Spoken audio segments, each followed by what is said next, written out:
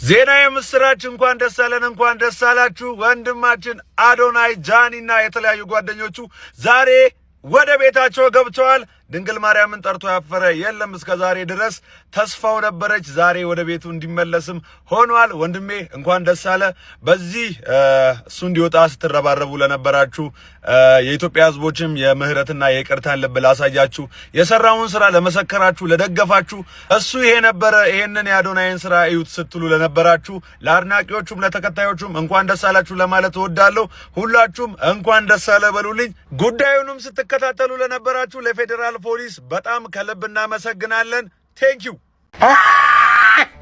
ናቴ ትሙት አዶናይ ተፈታ አዶናይ ከታሰረ ጀምሮ እንዴት እንደናፈቀኝ ነበር እንዴት እንደጨነቀኝ ነበር እግዚአብሔር ምስክሬ ከመጨነቅ የተነሳ ቪዲዮ መስራበት ለራሱ ኮንፊደንስ አጥቼ ነበር አዶናይ እንኳን ናቴ ቅድስት ድንግል ማርያም ለቤት አበቃች ክብር ለድንግል ማርያም ልጅ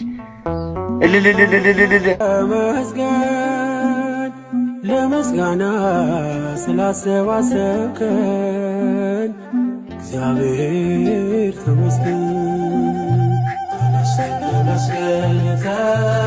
ተመስገን ለመስጋና ስላሰባሰብከን እግዚአብሔር ተመስገን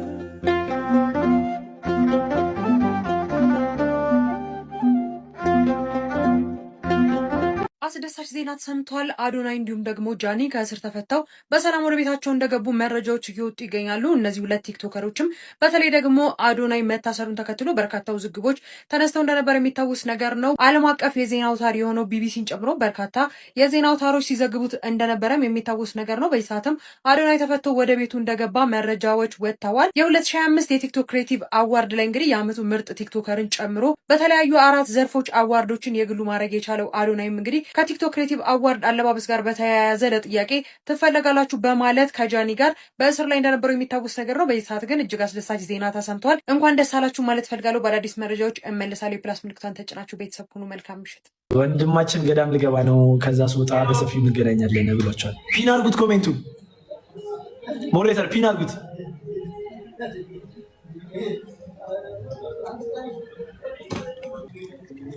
ኮሜንቱን ግን ያው በጣም ነው መወዳችሁ ብሏችኋል ቆይታቴ በጣም ነው መወዳችሁ የሰማችሁ ነው በጣም ነው መወዳችሁ ተብላችኋል የሰው መውደድ ቁጭ አድርጌ መክረው ነበር የሰው መውደድ አለ እያልኩ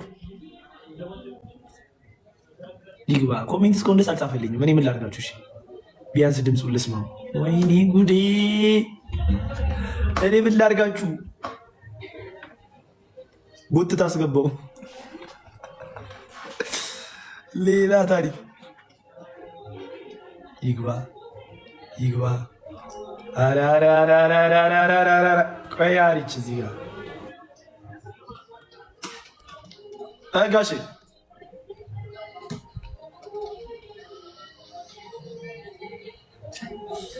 እንደ ሀገር ነው ናፈቀን ባስትሪ ይግባ የሰማችሁ ነው እሱ ይዘው ማርያም አሁን የኔ ዘፈን ላሰማቸው ነው ምንም አታውቁትም አሪሾ ኦኬ ሁላችሁም ቶማስ ዘፈን እንዳለው አታውቁማ እሺ ላሰማችሁ ነፂ ወይ አታውቂም አው ገና ሊያሳየኝ ነው አብረን ነው የምናየው በቃ እሺ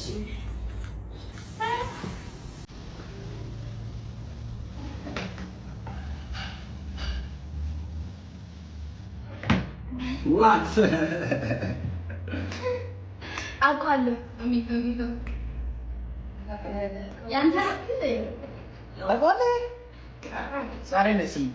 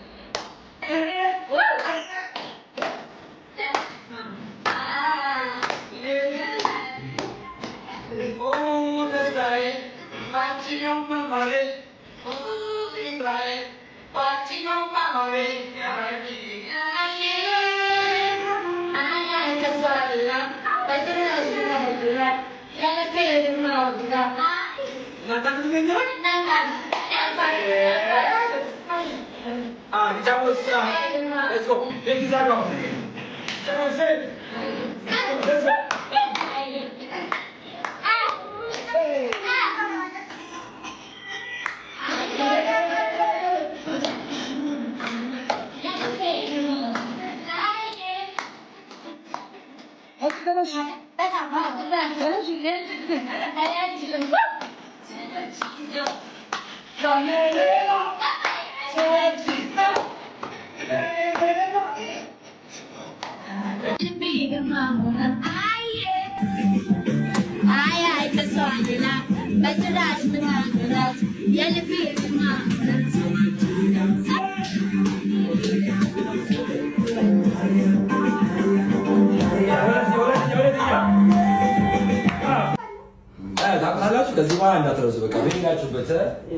ሶስት ተያያዥ ወሬዎችንና ሰሞኑን እየተፈጠረ ስላለው ውዝግብ ልንገራችሁ። የምትቸኩሉ ሰዎች ካላችሁ ምንም የማይጠቅም ወሬ ስለሆነ ስክሮል ማድረግ ትችላላችሁ።